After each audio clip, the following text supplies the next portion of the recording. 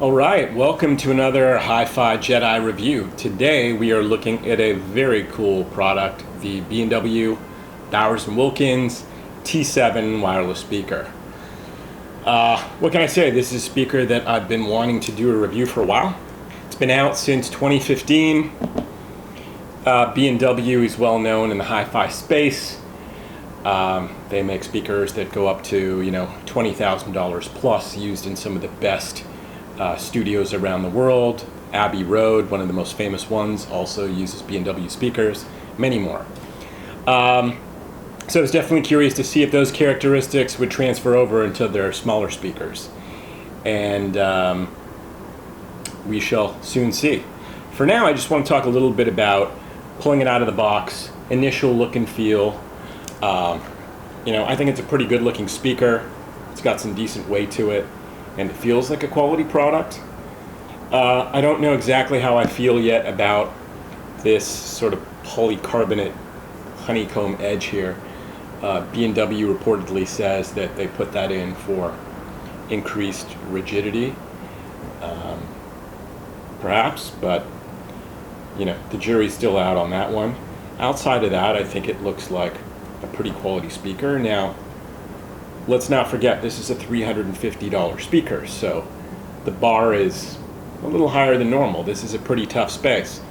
At about $200, $250, there's a lot of stiff competition, so that's really going to be a big part of this review. Does it live up to the $350 price tag? Even though I'm a big fan of B&W, we shall see. So as I mentioned, the packaging, wonderful, what you would expect from a high-end speaker, very much like an Apple product, everything nicely packaged. The setup was super easy. It took me about a minute, everything was up and running. There's no apps involved that you have to download. One of the nice things about some high-end brands, and what's sort of typical with high-end brands, is that they just focus on the basics and try and do that well, instead of adding a bunch of silly bells and whistles that one doesn't really need. Although there's a couple that I think that this could use that would be nice to have, and we'll get to those a bit later. But outside of that, 1 minute, everything was up and running.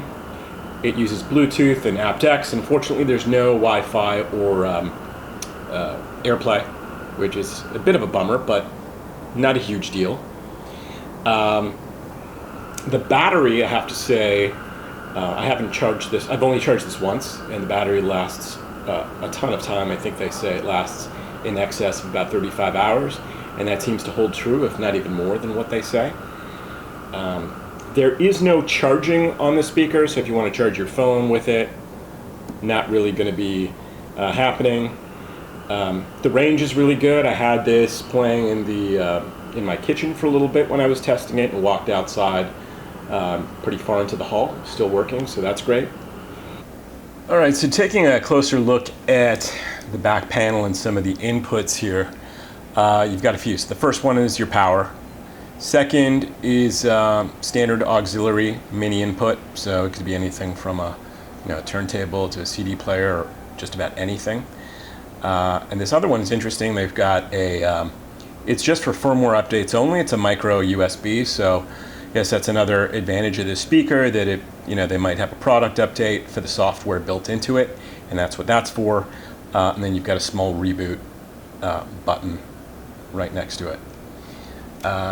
It also has the power is on the side, and it's got your battery indication here, so let's just turn it back on so you can see. So that's convenient, so you could see what kind of battery life you have left. And then of course, you've got the controls on this rubber outside aspect here. You can see on the top, you've got basic functionality, play, pause, Bluetooth, volume control on top. It's kind of like a rubberized cover on the outside, which can take a bit of a hit, but this is definitely not something that I could see going to the beach or something like that, getting tossed around. This, to me, is more of a refined sort of executive traveler's speaker. If you want this sitting on your desk, you want to take this to a hotel room, that's, I think, the type of person that's going to really appreciate this. Taking this thing to the beach or by the pool. I don't know about that. I probably would suggest others like the Libratone Zip, which was a great speaker that we reviewed, and gives this guy stiff competition because that's also a just under $300 speaker, and this is $350. So I think it really depends on what you're looking for, and if that's what you want, or if pool, beach is what you want, this may not be the guy for you. Talk about the setup. This guy was up and running within about less than a minute out of the box. There's no apps to download. It works seamlessly with everything on my phone. I use Tidal for streaming. I played around using YouTube, and it was really straightforward. That's one of the great things about these hi-fi brands is they tend to just focus on the fundamentals instead of a bunch of features that you may or may not be interested in. So the setup was super easy. And as far as the features go, it's, like I said, it's a little bit limited, but the battery lasts a long time. I haven't charged this once since I've had it. They say it works up to 40 hours. I would be inclined to, I think they actually say it runs for a little less, but I'd be inclined to say that it actually lasts longer than they say. There's no charging port on this guy. You also, like I said, there's no app, so you can't set this up for multi-speaker use. It uses aptX as well as Bluetooth. Unfortunately, no Wi-Fi or AirPlay, which is a bit of a bummer, but not a big deal. So as far as the features go, not a ton, but it's got the fundamentals, and it just works really easy. More importantly, let's get into the sound. This B&W wireless speaker does have a hint of their signature sound. I say a hint because, this is made in China, probably a completely different factory, I'm guessing. Don't quote me on that. So there is a little bit of that B&W-ness there, so to speak. Yeah, it's got a very rich, detailed, accurate sound. I feel it lacks a little bit of punch and presence given that it's a $350 speaker. Again, that's the problem. We're talking a lot of money here, and that's a really tough space, and there's a lot of stuff that can give this a serious run for the money.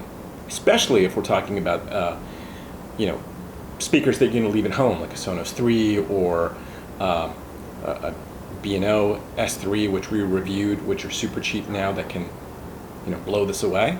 Now, albeit those aren't portable speakers, so let's stay apples to apples here. If you're not looking for something to rock the house, and you're looking for, something that's refined with great mid-range and treble accuracy, listening to a lot of classical, guitar, analog-driven music, this is going to be great.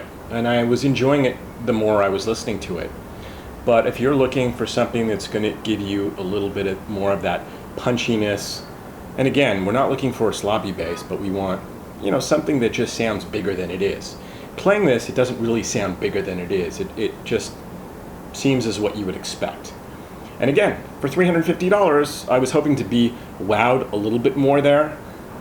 But again, it does have a great clarity and accuracy to it. As I mentioned, if you're looking for something to kick around the pool or beach, you're probably going to want to lean towards something like a Libratone Zip or a UE Ultra Boom, the equivalent one that's about $300 or the high 200s. Or even Bose has a couple. Not that I love the Bose sound nearly as much as this, but you will get a bit more bang for the buck. Otherwise, if you're somebody who just wants a good speaker, it's going to be sitting on your desk, or you're going to take this, executive travel, this is still a great option. It does have a great sound quality to it. So yeah, again, we'll play this a little bit.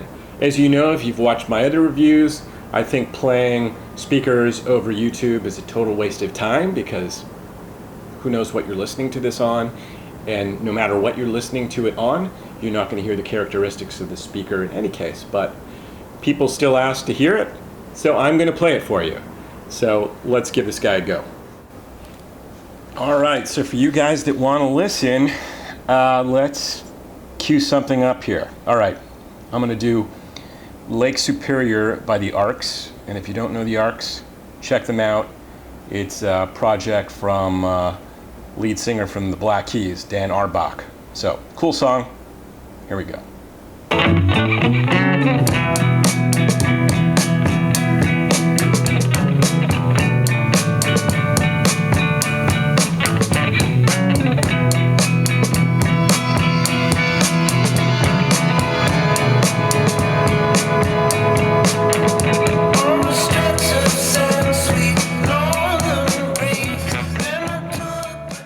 So now we're gonna change it up a little bit, go with a little rap, a little Drake and Future.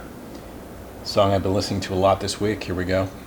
Reporting live from the gutter, high body motherfucker, talking big money shit, bitch. Straight about the gutter, never had shit. Now we got 90210 on our address. Talking tick milk just to get an asset. I know the tears still falling down on my last bitch. So to sum things up, I think it really depends on what type of user you are. As I mentioned, if you're somebody that wants something to kick around, something that's a bit more rugged, a bit more present, especially for listening outside, pool party, that type of thing, this may not be the speaker for you. But if you're more of that, executive traveler looking for something that's going to be easy to bring around, or you value the the clarity, mid-range, and treble a lot more than that extra punchy boominess, then this is definitely something that you should take a look at. Anyways, thanks again for watching. Make sure to subscribe, check out our other reviews, and we'll be back with some other cool wireless speaker reviews soon.